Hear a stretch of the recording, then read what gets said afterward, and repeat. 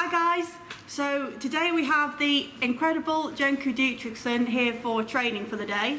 Jenku is an incredible trainer who I started working with 2 years ago now, initially with Hancock, and since then I enjoy working with him so much that it's pretty much all of the horses now that we work with him.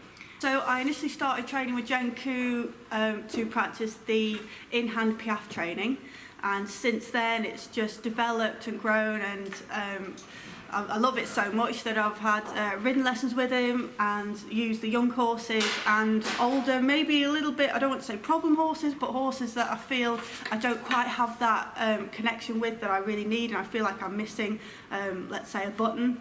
And Jenku usually comes along and pretty much really quickly he can figure it out and give me that button that I need, that I can then take forwards into my normal training.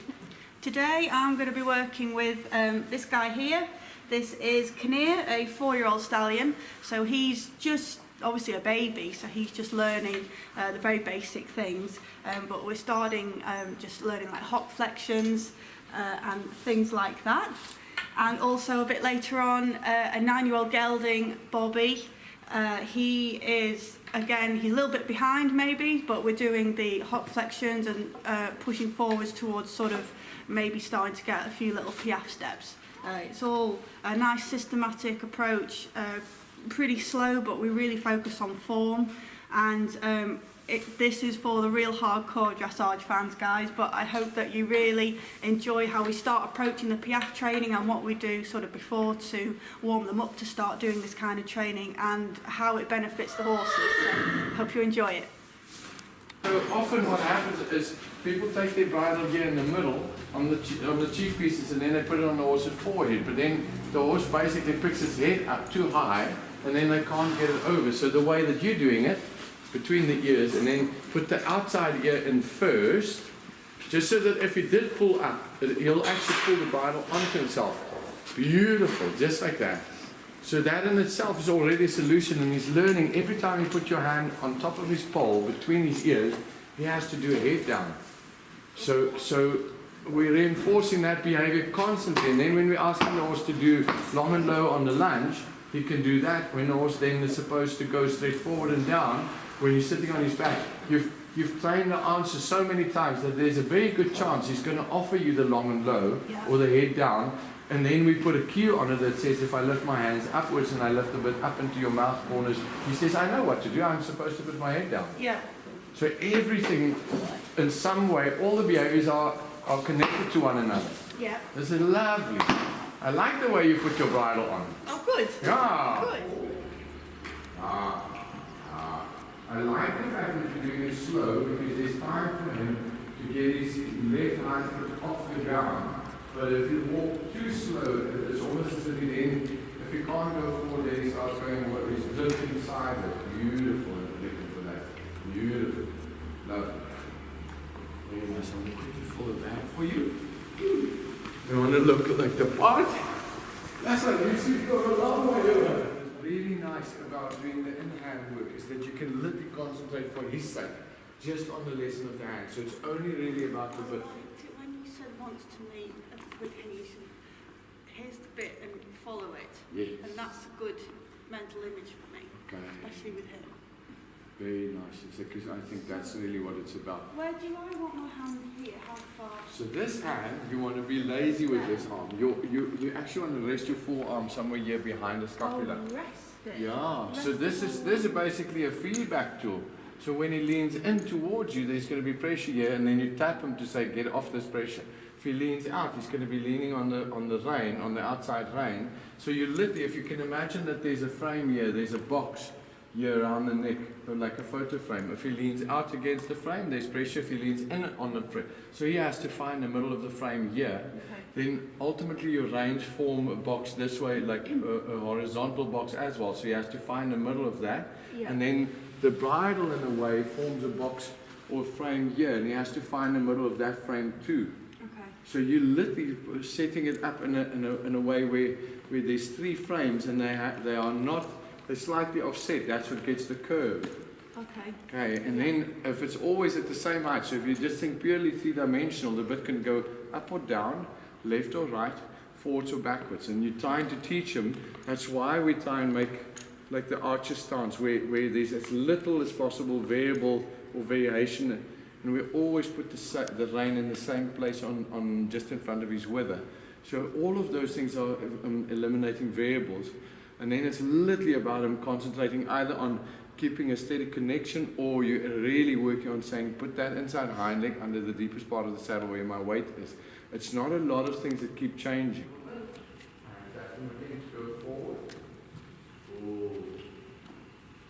So if you out of the corner of your eye, keep looking a little bit at me. So there. Open your, like straighten this arm a little bit more. There we go. And touch with the stick. So if I see that hand, that your right hand, when it starts going towards the cheek piece, you're pushing it. It's like, so he has to pull you. Does that make sense? If there's one thing that you really love about this method, what would it be? That it's easy to understand and apply as you explain it to me, so I don't always need to see it. Very nice. So normally when people do dressage training, the trainers take over and they do it, and then you just watch. Whereas you explain to me and I do it, and you give me the feedback as we're doing it, so I can learn it better. Now look, there. Swing the hind leg and allow him to step in. Swing, step, swing, tap a little bit hard, a little bit, just to get a little bit more swing. Can even touch a little bit lower. There, did you see that? Tap a little bit lower down there. Get this hind leg, swing, step, swing, step, swing, swing it, swing that leg, there. All you're trying to help him to do is really get a little bit like, swing that leg, swing the head, swing that leg. But my reins are almost slack because he picks his own, there it is. He picks himself up. I'm not actually picking him up. Whereas with some horses we have to lift them a little bit up. You can really say, uncontract your back. There we go.